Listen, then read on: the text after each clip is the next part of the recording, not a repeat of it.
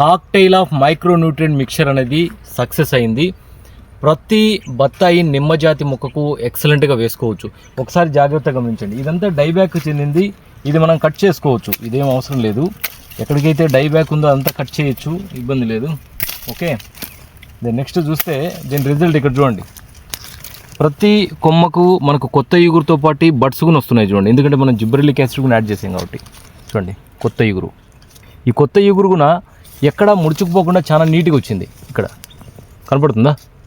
Okay, ఈ కొత్త ఇగురులో buds కనిపిస్తున్నాయా? బడ్స్ కూడా ఉన్నాయి చూడండి.